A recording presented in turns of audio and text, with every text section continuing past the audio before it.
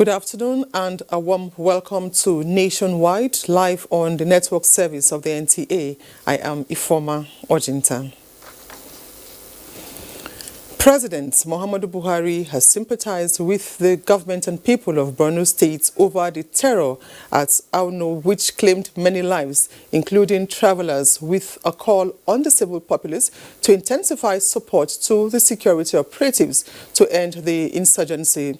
The president, who came directly from Ethiopia, where he was attending African Union Summit, cut short his trip to sympathize with the state and reassured of federal government's commitment to quick resolution of the reign of terror. Mohammed Goni reports. Okay, details of this report will be brought to you in our subsequent bulletins. The House of Representatives has urged security agencies to henceforth allow travelers to Maiduguri proceed on their journeys even beyond 6 p.m. This follows a matter of urgent public importance from House Chief Whip Mohammed Tahir Mongonu on last Sunday's Boko Haram attack on travelers in Auno village of the outskirts of Maiduguri, the Borno State capital. The lawmakers want military authorities to stop keeping commuters on the Damaturu Road overnight, while also calling for the declaration of a state of emergency on security in the country. Wednesday's plenary also urged the federal government to prevail on security agencies to deploy more personnel and intensify patrol around Birnin-Gwari in Kaduna State in order to tackle attacks and kidnappings. A bill seeking the integration of CCTV infrastructure into national security network and a bill to establish Nigeria Institute of Translators and interpreters went through second reading. The reconstituted National Reconciliation Committee of the All Progressives Congress has promised to genuinely reconcile aggrieved members of the party. Chairman of the committee and former interim national chairman of the party, Chief Bisi Akonde, led the 12-man committee to the party's national secretariat in Abuja to officially commence their role as peace builders of the party. Salihu Abdullahi reports. Political analysts say intra-party disagreement is synonymous with viable political parties across democratic nations. Therefore, harnessing parties' potentials and galvanizing efforts to effectively manage issues and remain steadfast in promoting their ideology is crucial. As a governing party, the All Progressives Congress is working towards harnessing its glory by renewing confidence among members and Nigerians who sees it as a platform for change, hence the National Reconciliation Committee. The broad terms of reference that have been identified includes to identify intra-party conflicts or squabbles or misunderstanding in any of the 36 states of the Federation, including, of course, the Federal Capital Territory. Identify those involved in the conflict with a view to resolving the issues and enthroning lasting peace. Members of the committee have expressed confidence and ability to strengthen the party and build peace. We are certainly going to do a very good job for the progress of this party. Meanwhile, leaders of the Zamfara State chapter of the party also solicited the support of the National Working Committee to ensure inter-party harmony in the state. We are here to show our homage and as well to see the commitment of our party men and women in Zamfara State, and the Zamfara State remain APC. We are already having conversation in our party. What is happening in Zamfara is also happening in some states, even in the south. I want to thank you for remaining strong and maintaining the party in Zamfara State, and I assure you that the National Working Committee will stand by you. Former Governor of Zamfara State, Abdulaziz Yari, led the delegation. In Abuja, Salihu Abdullahi, NTA News. With rising concerns on the actualization of the 2020 United Nations Decade of Action on Sustainable Development Goals, experts on NTA's Current Affairs program Tuesday Live made the case for a more coordinated work plan for proper monitoring and evaluation of projects at the grassroots. Donyi Dia tells us more.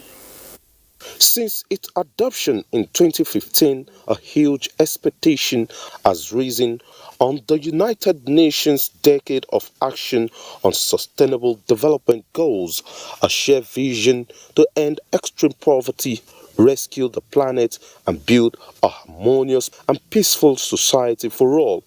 Experts are, however, worried that despite the progress made in education and health-related issues such as polio and child mortality, amongst others, there are still areas begging for attention. Weighing the effects of the SDGs on African continent and its sub-regions, the canvas for a robust collaboration from governments and other key players which would drive investment and socio-economic development of countries. So looking to government to provide the enabling environment, the infrastructure, the power that we see, and that's necessary, but investing in young people so that they can take charge of their own lives as well. The commitments that the President made, he committed to ensuring peace and security of Nigeria, because that's the first thing. Without peace and security, you can't even be able to attain your economic objectives. But having made some progress in that, we're concentrating on growing the economy, but growing the economy in a manner that is inclusive and sustainable. It's in the States you find human trafficking, you find all the humanitarian crisis we talk about. So we governors have to deal with those challenges on a daily basis.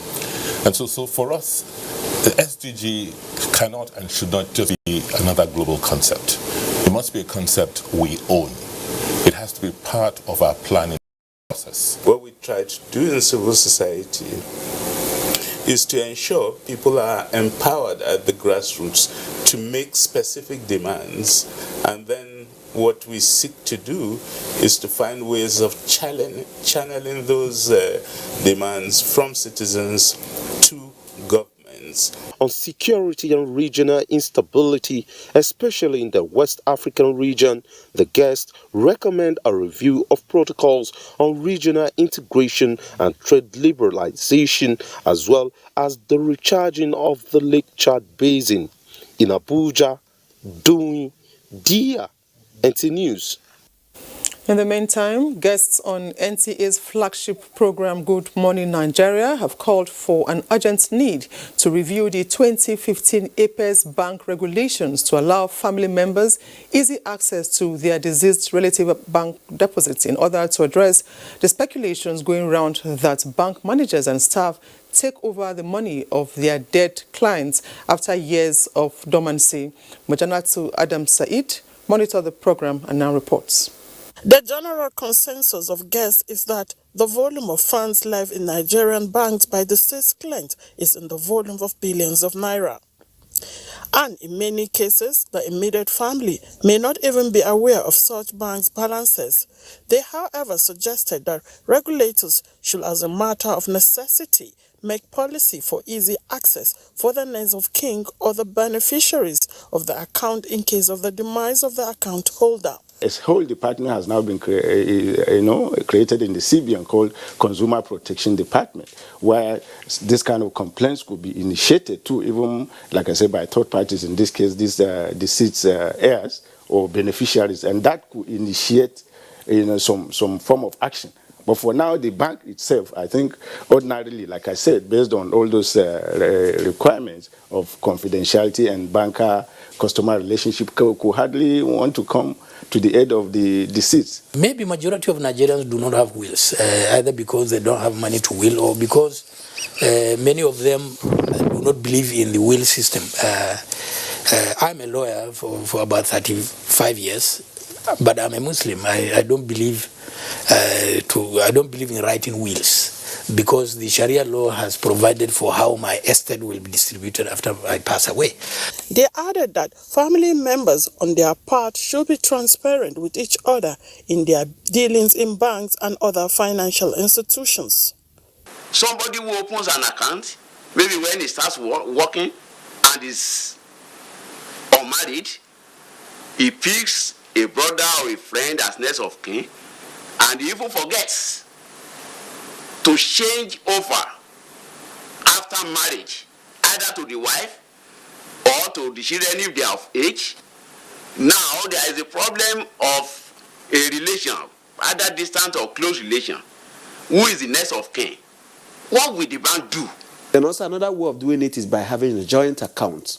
So when you have a joint account, that's in situations to avoid the rigors of having to get letters of administration or have a will admitted to probate. So you could also have a joint account, in which case whoever survives the other person automatically takes the money in the account, except there's a contrary instruction. The guests say the issue deserves collective reorientation by all to address such related occurrences. In Abuja, Murjanu to Adam Said, NTA News. And now to judicial matters. The progress in Nigeria's fight against crime and corruption has been attributed to the role of the nation's appellate courts in the implementation of the Administration of Criminal Justice Act. This position was stated at a national colloquium held in Abuja for justices of the Court of Appeal. Femi Okeowo reports.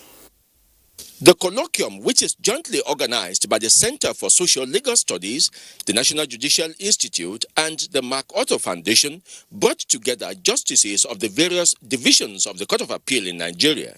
Chief Justice of Nigeria, in his message, called for continuous updating of knowledge for judicial officers. Speakers examined areas of success and challenges as Nigeria grapples with the implementation of the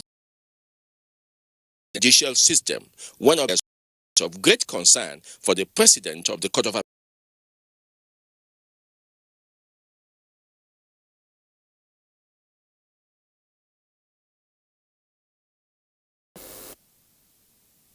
Hello, Ifoma. Good to see you. Welcome to Lagos. A new caretaker committee for the African Democratic Congress, ADC, in Lagos State has been inaugurated. The 14-member committee was inaugurated by the national chairman of the party, Chief Ralph Nwosu, in Lagos. Tunde Saiki has details. To the best of my ability. NTA News. Restructuring of security architecture and poverty elimination is key to curbing security challenges in the country. This was the view of speakers at a commemorative rally in honor of late Beko Ransom Kuti in Lagos. Lynn Leneke reports. The march, tagged Walk Against Terror, pays tribute to the late human rights activist Beko Ransom Kuti, who passed on 40 years ago. Late Beko Ransom Kuti was a consistent defender of the oppressed, left an indelible mark on Nigeria's social and political landscape. This group of women and their supporters are appealing to leaders at all levels to emulate the late activist and stand up in defense of the masses by providing enabling environment as well as ensuring safety of lives and properties. We want Nigerians not to give up.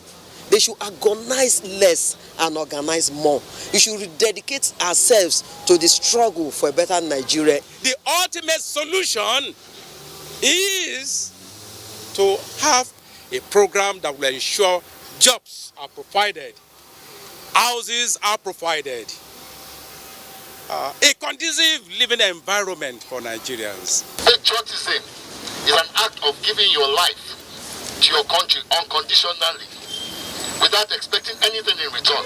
The group, made up of former and current political office holders, as well as human rights activists, laid wreaths at the Beko graveside. Late Dr. Beko Kuti is from the famous Kuti's family, noted for transgenerational crusade for equity and social justice. In Lagos, Lynn Lenake, NTA News. That's our contribution from Lagos. Nationwide continues after this break. Don't go away. This year, the weather conditions Harmattan in Nigeria is harsh, with temperature dropping very low in some parts of the country. Many underprivileged children are exposed to these harsh weather conditions, putting them at risk to all sorts of respiratory infections with devastating consequences. We request well-meaning Nigerians to kindly donate warm clothing, blankets, beverages, soap, moisturizers, and other essential items for the benefit of these children. Get involved to support displaced and underprivileged children exposed to these harsh weather conditions. Powered by Aisha Buhari Foundation.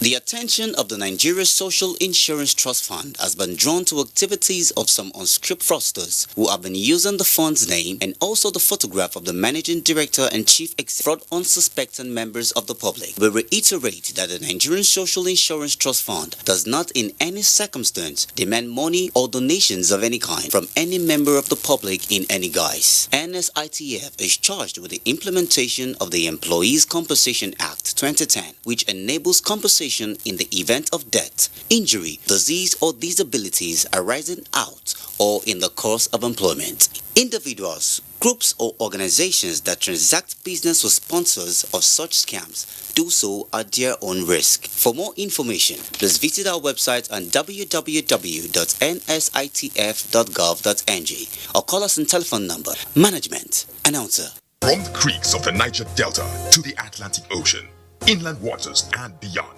activities of some unpatriotic Nigerians and criminals are, however, harming Nigeria and Nigerians. Say no to crude oil theft, pipeline vandalism, and illegal oil refineries. These criminal acts destroy the environment, kill maritime life, destroy the livelihood of farmers, fishermen, and reduce Nigeria's economy by billions of naira. Nigerian Navy patrols are working round the clock to secure Nigeria's maritime integrity. Support the Navy and say no to acts that destroy our collective resources. Stop these criminal acts. Blow the whistle. The long arm of the law will surely catch up with culprits. This message is brought to you by the Nigerian Navy. Onward together. The lack of electricity has really brought up multi-dimensional challenges of human existence. People are really suffering. They are really suffering. Whatever we want to do, we are just managing ourselves. We are praying to have something.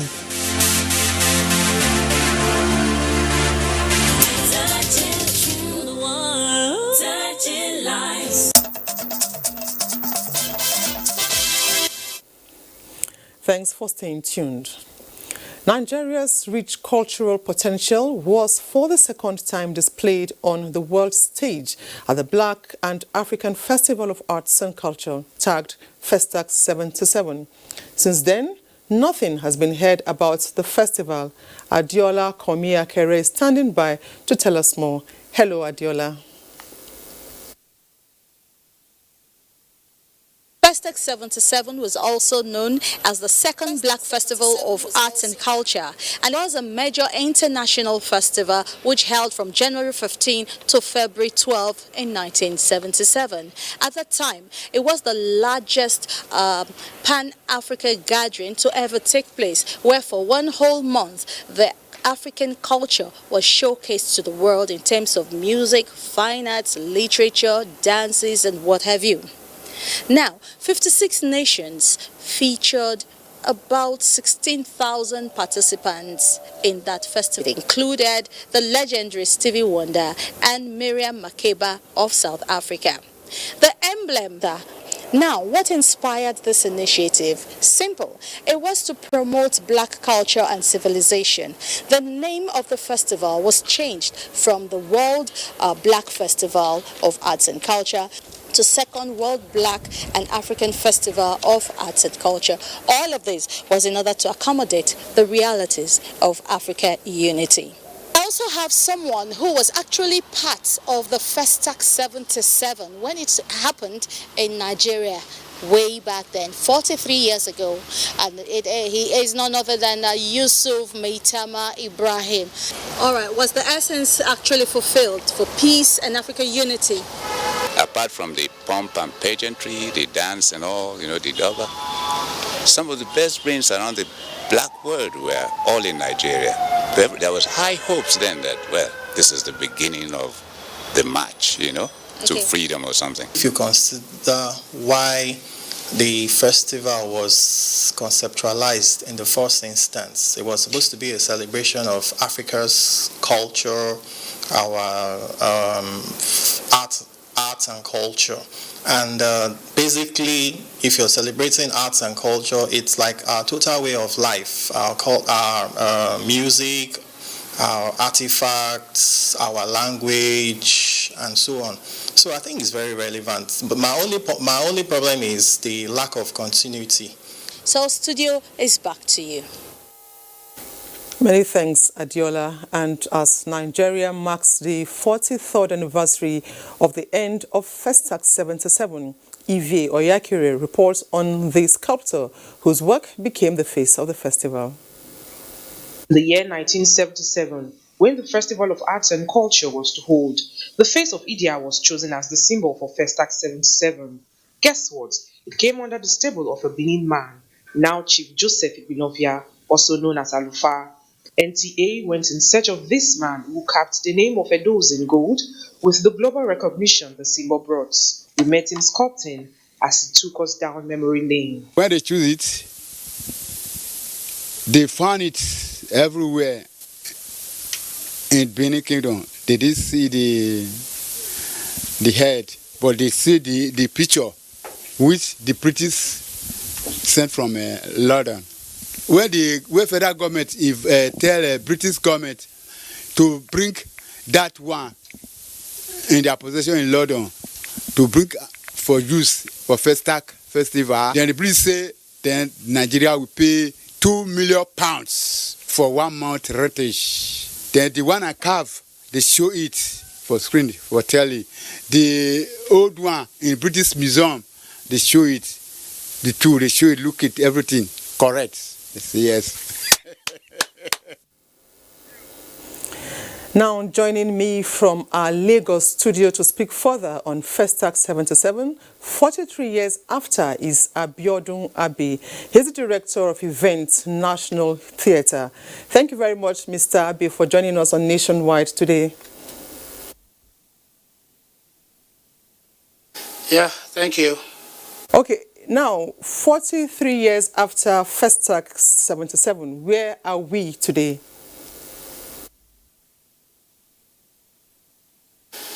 Yeah, thank you very much.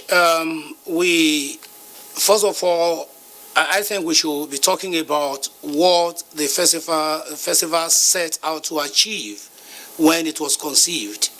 And a major amongst the aims of the festival, I think, was to ensure revival, resurgence, propagation, and promotion of our culture. That's a Black and African culture, our cultural values and civilization.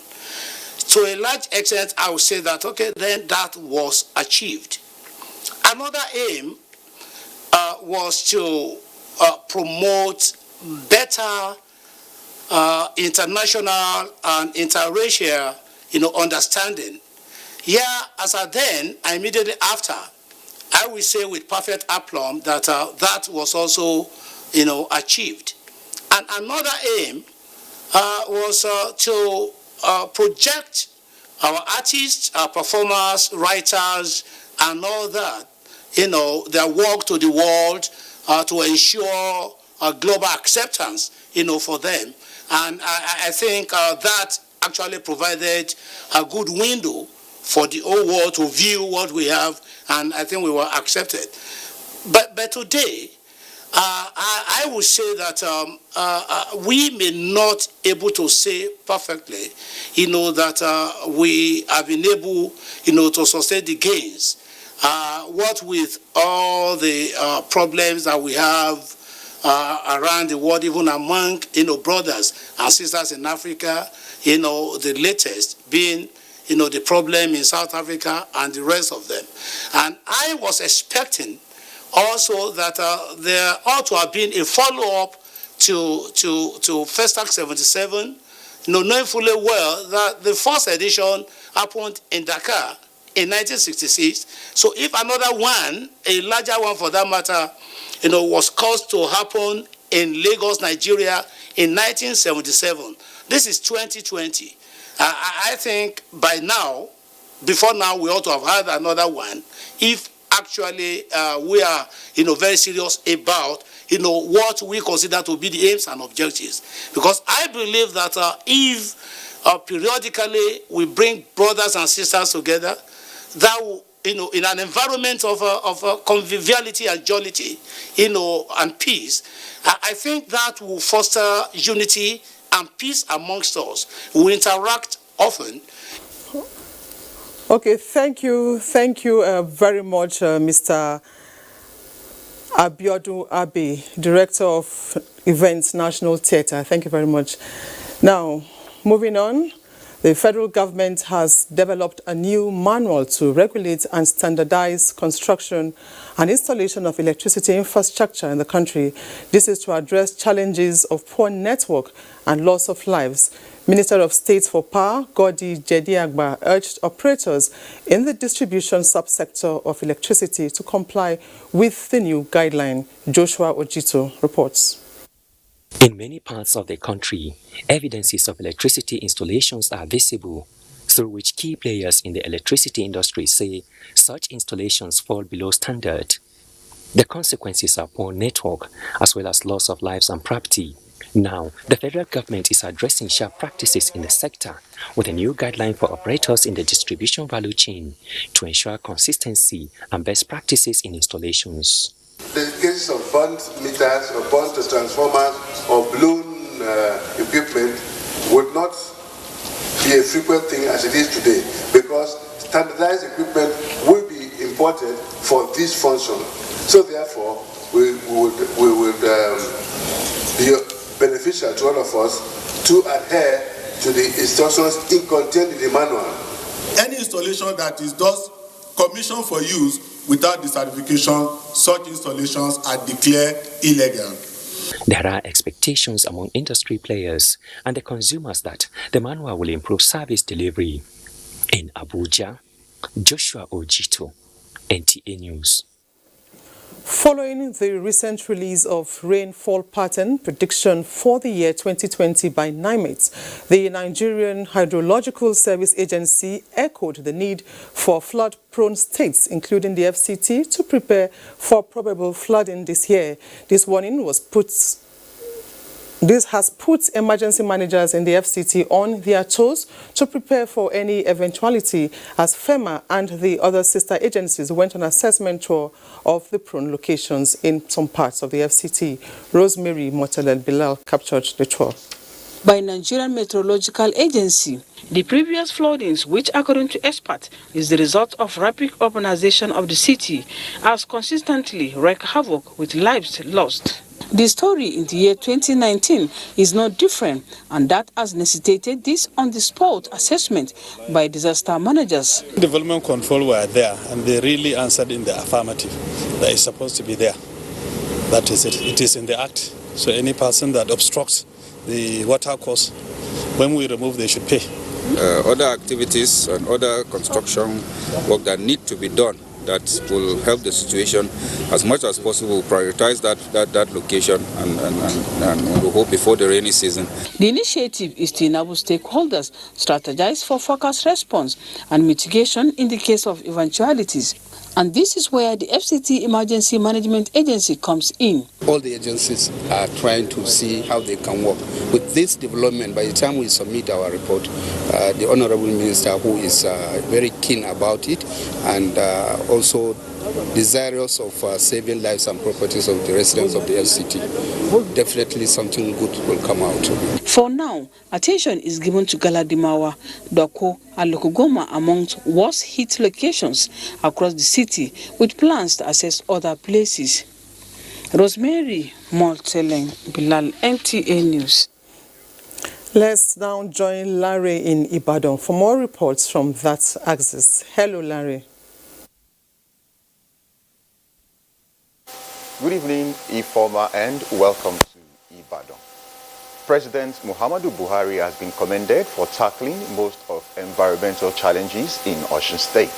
This was at the inauguration and handing over of the Onireke flood channelization and road improvement in Ile-Ife, Osun State. Roti Kamo's report is here presented. Over the years, residents of Onireke, a community in Ile-Ife, Osun State, often experienced flooding, which has rendered many homeless. The narrative is, however, changing with the channelization and improvement of the road project. Inaugurating the project, Minister of Interior Rauf Aregbesola reiterated the commitment of the federal government in tackling ecological problems across the country. Advice to the beneficiaries of this project in Ile-Ife, Onireke quarter in particular, is to take full ownership of the project and keep it safe. The embankment and all the structure that is put down, don't let anybody come and destroy it. Various speakers at the occasion commended the federal government for the timely intervention to the environmental problems faced by the people of Onireke community in Ile-Ife. Keeping the community and Nigeria safe is a collective responsibility. This was the focal point of the campaign and sensitization organized by the National Orientation Agency, or your Directorate, in conjunction with policymakers and agency heads in Ibadan. Grace Bamidele has the details. In view of the recent happenings across the world, the National Orientation Agency, or your State's Directorate, organized a sensitization on building a people of peace with opinion leaders, associations, unions, various organizations and agencies to interact and address the trend of events. It is our responsibility to see that we take care of our structures. It is meant for us. It is our inheritance. The resources of Nigeria is being used for these public structures. So we have the responsibility of taking care of them. All of us must key into the spirit of being in peace. All of us must key into the spirit of ensuring public utilities, properties are protected. It's very, very important for everybody to know the causes and way of extinguishing the fire. Participants lauded the initiative as a timely intervention. So they've done a very good program enlightening us on how to get it back to my people. Issues raised for advocacy are safety and security, prevention of Lassa fever and coronavirus, campaign against drug abuse and drug trafficking, as well as campaign against vandalization of public properties. In Ibadan, Grace Bamidele, NTA News. And that's all from Ibadan. Rest of Nationwide continues with Informa in Abuja. Thank you, Larry. Now, the trial of Omoyele Sowore at the Federal High Court Abuja has again been stalled due to the inability of the prosecution counsel to serve the defense team with the amended charge since taking over the case in December last year. Now, the report. On resumption of the trial, the prosecution counsel informed the court that they are seeking for time to serve the defense the amended charge. The defense counsel objected to that prayer, saying the office of the Attorney General of the Federation has taken over the matter since December, arguing that the prosecution's argument is therefore baseless and urged the court to strike out the charge for lack of diligence by the prosecution. The presiding judge, Justice Ijoma Ojukwu, expressed disappointment over the prosecution's call for adjournment. She awarded the sum of 200,000 naira to the defense and said the trial will not commence without evidence that the prosecution has made the payment. What we asked for wasn't an adjournment, but the fact we asked for time to serve the amended charge and proceed to arraignment. That's what we asked for. So, well, the defense themselves never asked for cost, but will take necessary action regarding the issue of cost. But the fact is that we are back to court tomorrow for the purpose of arraignment on the amended charge. And that's all. Bail was granted to our client by Ijoma Ojukwu, and you're all aware of the battles that went into that bail before Sowore and mandate were eventually released. Don't forget, on the 6th of December, an issue cropped up in court when the legacy Femi Falana insisted that the proof of witness statement they have lined up their witness statements. But the documents that they have on their witness statement are redacted statements, summary statements. So we have asked them, please serve these documents on us. That they have not done. The case has been adjourned to Thursday, 13th of this month, to enable the prosecution serve the defense all necessary processes. In the wake of the coronavirus and its attendant effects, Nigeria expresses solidarity with China at this trying moment as both countries unite in ensuring that the dreaded epidemic does not spread to Nigeria. Join us at 10:30 p.m. tonight for a documentary on the federal government's efforts at preventing importation of coronavirus, officially named by the United Nations as COVID-19, to Nigeria. All NTA stations are advised to hook up to the network service. Let's now pause to take more messages. Nationwide continues shortly. Do stay. Lassa fever occurs when a person gets bitten by a rat carrying the Lassa virus. It is also contacted through the consumption of foods that have been contaminated by either the saliva, urine, or excreta of the rats. Lassa fever is deadly, so protect yourself and loved ones from it. Keep rats away from your homes. Ensure that leftover foods are properly covered at night and heat up properly before consumption. Wash fruits properly before you eat. Maintain regular hand wash with soap and water, as well as environmental sanitation. Report all feverish conditions and bleeding from the nose or mouth to the health facility nearest to you, and don't indulge in self-medication. This message is from the Nigerian Television Authority, the NTA.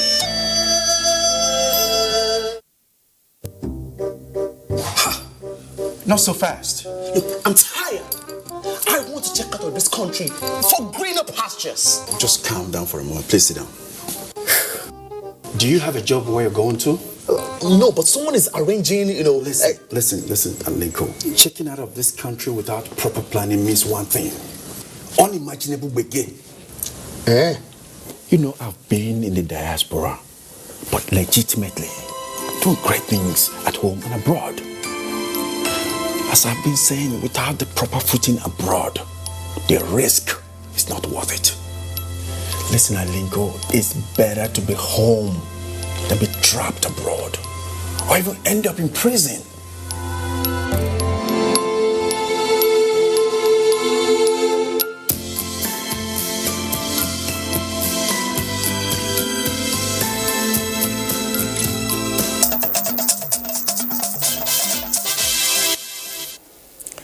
Let's now join Mina for more reports from Enugu.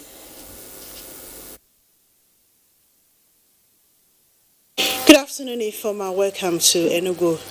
The federal government, through the Ecological Fund Office, has completed and inaugurated an erosion control project at the Federal Road Safety Corps Academy, UDI, in UDI, local government area of Enugu State. Chidi Okorafo has details.